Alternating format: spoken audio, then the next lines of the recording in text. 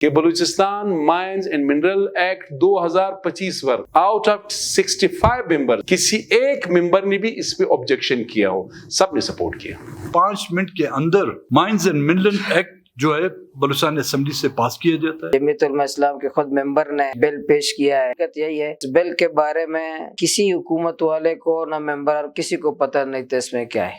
Mines and mineral act بڑی خطرناک act بنائی گئی ہے۔ طریقے سے اس بل پر ایک کنسنسس ڈیولپ ہوا ہے۔ خصوص اپوزیشن لیڈر کا سب کا شکریہ ادا کرتا ہوں۔ پاکستان کے آئین میں 18ویں ترمیم سے پہلے بھی منرلز پہ جزوی اختیار جو تھا وہ صوبوں کا تھا۔ مائنز اینڈ منرل بل کے بارے میں آپ کو ہر طرف سے شور سنائی دے رہا ہے۔ خیبر پختونخوا اسمبلی سے یہ بل پاس ہونے سے پہلے ہی تنازع کا شکار ہو گیا، لیکن بلوچستان اسمبلی سے یہ بل 12 مارچ کو پاس ہو چکا ہے۔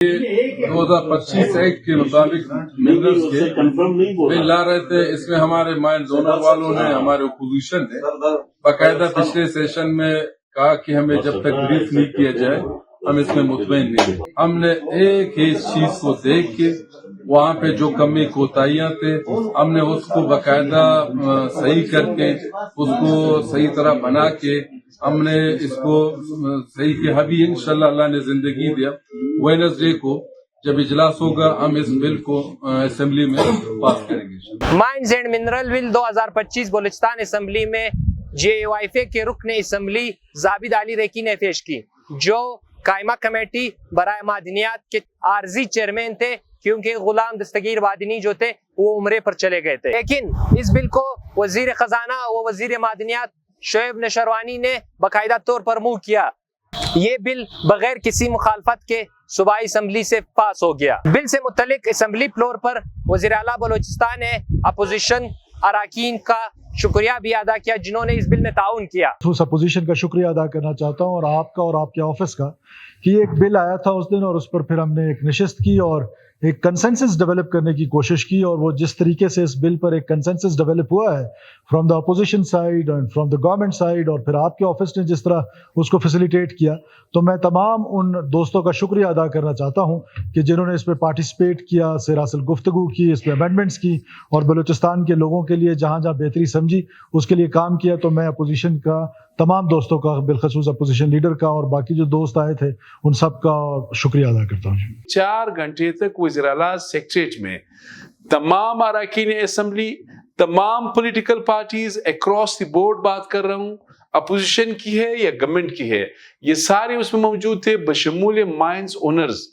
ایک اتفاق رائے سے یہ جو بل ہے mines and mineral act Balochistan, یہ جو ہے انہوں نے کہا کہ بالکل ٹھیک ہے۔ اس کے بعد پھر اسٹینڈنگ کمیٹی کے حوالے کیا۔ اسٹینڈنگ کمیٹی کے جو چیئرمین ہیں مائنز اینڈ منرلز کے، وہ حاجی غلام دستگیر وادنی ہے، جمعیت علماء اسلام سے تعلق ہے، نوشکی سے MPA ہے، وہ عمرے کی سعادت حاصل کرنے وہ گئے تھے، تو اس کی غیر موجودگی میں حاجی زابد ریکی، اس کا بھی تعلق جمعیت علماء اسلام سے ہے۔ پھر انہوں نے یہ جو اسٹینڈنگ کمیٹی ہے وہاں پہ بھی ڈسکس کیا، آفٹر کنسلٹیشن یعنی مشاورت کے بعد پھر ایوان نے اس کو ایڈاپٹ کیا، اس کو پاس کیا۔ اب یہ باقاعدہ ایکٹ بن چکا ہے۔ کوئی نہیں بتا سکتا ہے کہ Balochistan mines and mineral act 2025 per out of 65 members کسی ایک ممبر نے بھی اس پہ آبجیکشن کیا ہو، سب نے سپورٹ کیا۔ دیکھیں بلوچستان اسمبلی میں جتنے بل پیش ہوئے ہیں، ماضی میں ہوئے ہیں، اس میں کسی کو نہ اعتماد میں لیتے ہیں، نہ اپوزیشن والوں سے مشورہ کرتے ہیں، نہ پارلیمانی لیڈر سے مشورہ کرتے ہیں۔ حکومت اپنے اکثریت کے بلبوتے پر وہ پیش کر لیتے ہیں کہ ہماری اکثریت ہے، ہم پاس کر لیں گے۔ تو یہ جو پاس ہوا ہے، میں نے کی ظاہر مخالفت کی ہے، جماعت اسلامی نے ہم نے مخالفت کی ہے، یا ANP KP میں مخالفت کر رہا ہے، یا حکومت میں جمعیت علماء اسلام کے خود ممبر نے بل پیش کیا ہے۔ تو میرے خیال میں یہ اصل قصہ حقیقت یہی ہے، اس بل کے بارے میں کسی حکومت والے کو نہ ممبر اور کسی کو پتہ نہیں تھا اس میں کیا ہے۔ ظاہر ہے یہ ہمارے ممبران کی مجھ سمیت سب کی غفلت ہے۔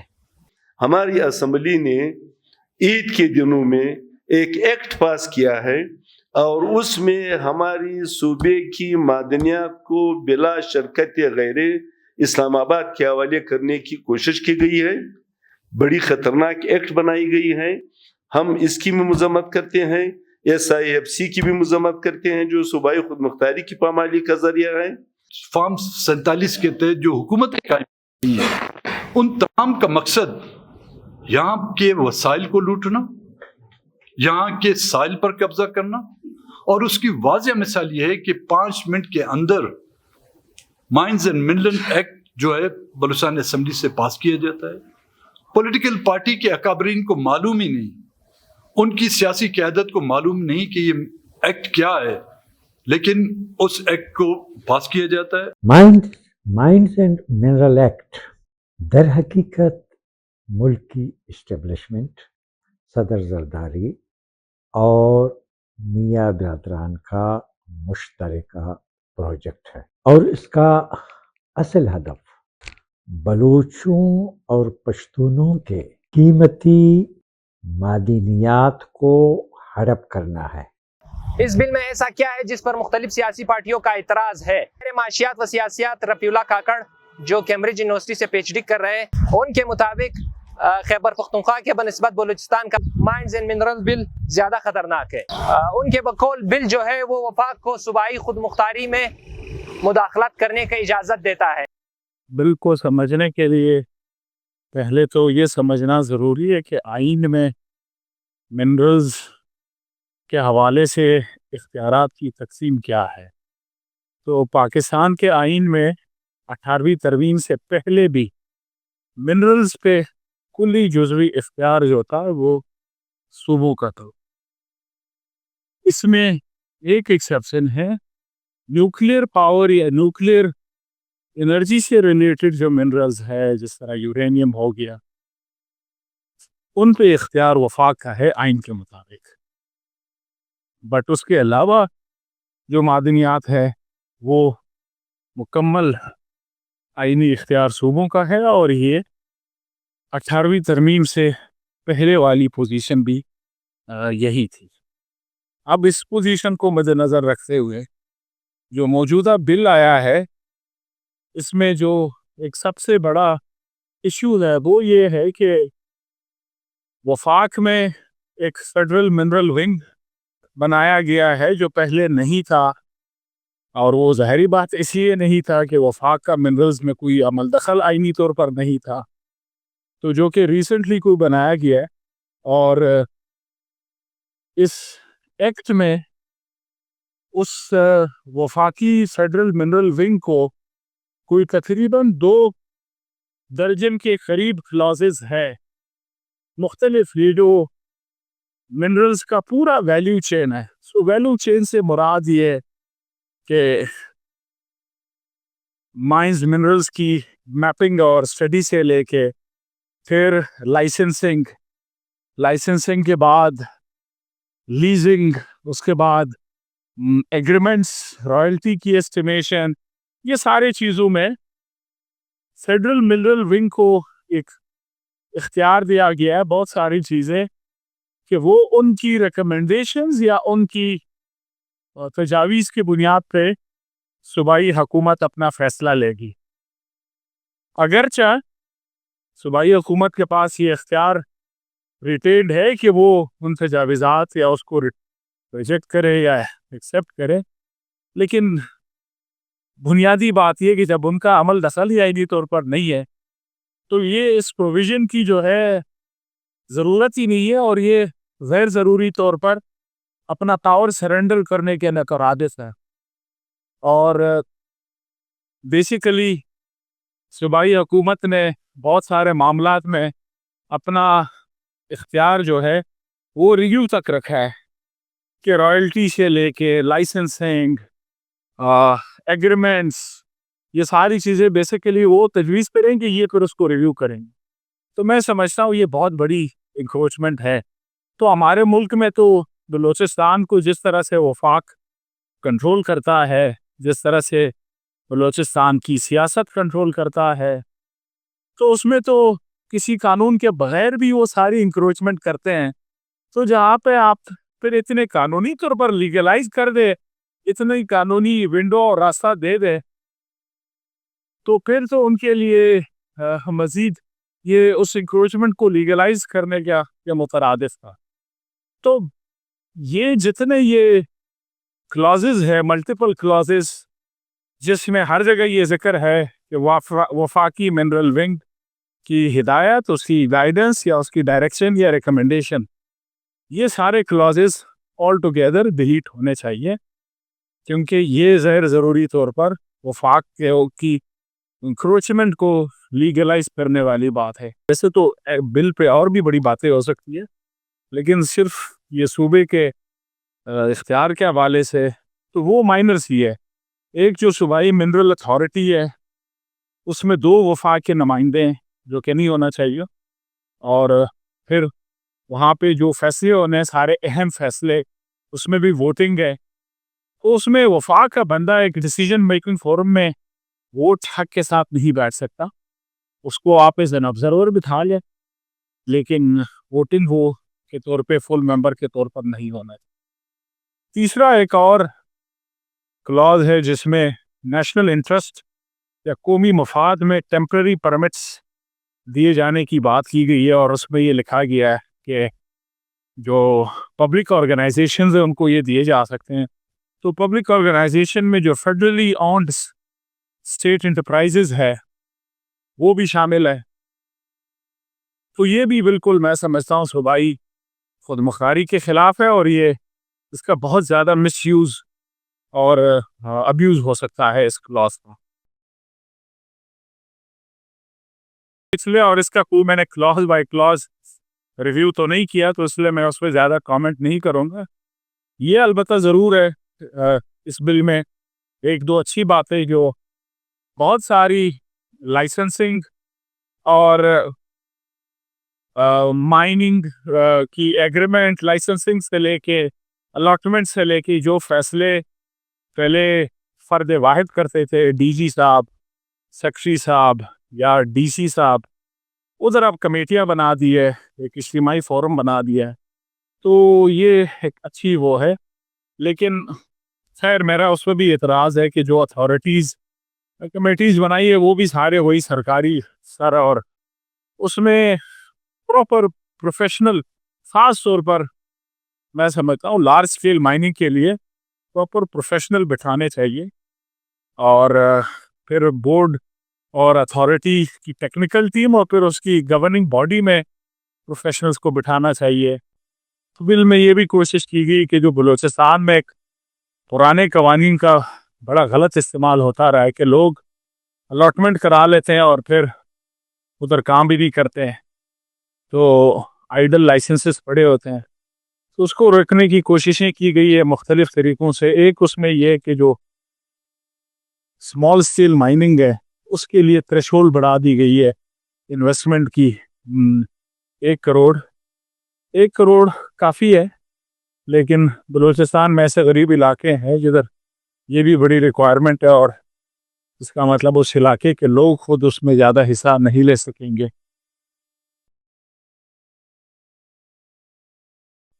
یہ جہاں تک اسٹریٹجک منرلز کی بات ہے، تو اسٹریٹجک منرلز کا یا منرلز کی مختلف کیٹیگریز اس ایکٹ میں دی ہوئی ہے.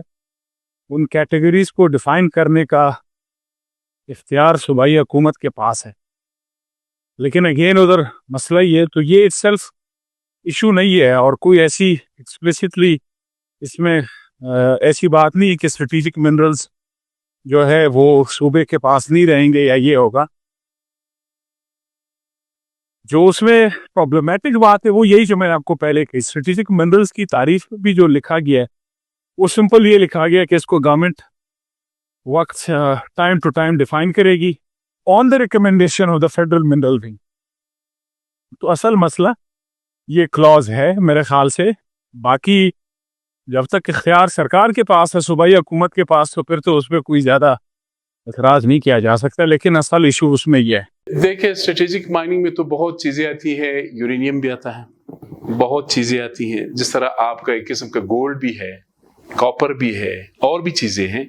इस तरह की चीजें बिल्कुल ये ठीक है कि सुबह जो है कम से कम कंसल्ट करे, ठीक है, वो कोई मसला नहीं है। लेकिन जहां तक 18th अमेंडमेंट की बात है तो ये प्रोविंशियल सब्जेक्ट है, ये आपको डिवॉल्व किया गया है। बल्कि ये तो 18th अमेंडमेंट से पहले भी माइंस एंड मिनरल का जो महकमा था वो आपके पास था, वो सूबे के पास था। इस बिल पर खामोशी क्यों? सूबाई असम्बली ने बतौर कानून साज इदारा या उनके अरकान असम्बली ने क्या अपना किरदार अदा किया है? ये पूछते हैं मौलाना इद्दतुर्रहमान, हैदर अली शाह और हबीबुल्लाह काकड़ से। हमारी जो असम्बली है इसके जो यानी ऑफिशियल नेम है ये लेजिस्लेटिव असम्बली है, यानी कानून साज इदारा है, कानून साज असम्बली है। लेकिन यहाँ पे कानून साजी बहुत कम होती है तो फिर इस तरह होती है, वो चाहे DHA का एक्ट पास करना हो, चाहे यहाँ पे जमीनों के हवाले से एक्ट पास करना हो, या चाहे मदारिस की रजिस्ट्रेशन के हवाले से हो, कोई भी अहमियत के हमल जो यहाँ पे कानून साजी होती है वो हमारे जो लॉ मेकर्स है यानी अरकान असम्बली है वो पढ़ते भी नहीं है, चूंकि उनकी तरजीह बदकिस्मती ये है, ये एक रिवायत है साबिक सदर जनरल जवलक मरहूम के दौर से ये चला आ रहा है कि ये MPA फंड है, सेनेटर फंड है, MNA फंड है, इनकी लड़ाई इस चीज पर होती है।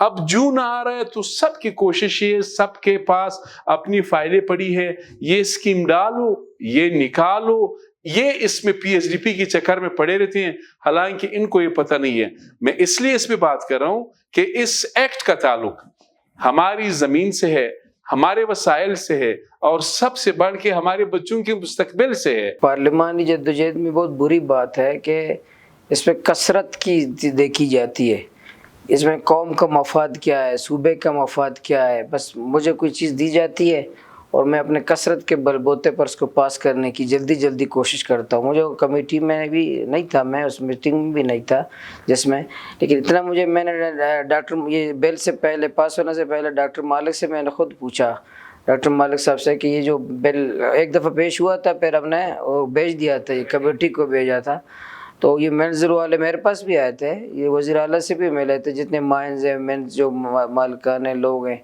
तो ये आए थे हमारे पास, वज़ीर आला से भी मिले थे। फिर डॉक्टर मालिक साहब से मैंने पूछा था कि भाई पेश हो रहा है, फिर डॉक्टर साहब ने कहा हमारे जो खदशात और तहफ़्फ़ुज़ात थे, ये मेडिकल रजिस्ट्रेशन के लोग हैं, बाकी हमारे लोग हैं, उनके तहफ़्फ़ुज़ात ऐड किए गए हैं और लिए गए हैं।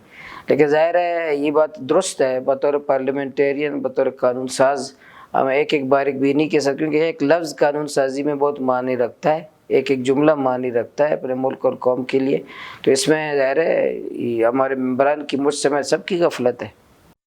हमारे सूबाई असम्बली के मेंबरान की बात है, देखें हमारे यहाँ एक तो वैसे ही अक्सर लोग जेली मैंडेट लेके आते हैं, इस्टेब्लिशमेंट की मदद से आते हैं, और फिर जिनको मैं हमेशा मसनूई की आदत कहता हूँ, तो उस मसनूई की आदत से काम ही यही लिया जाता है, इस तरह के काम फिर इनसे लिए जाते हैं।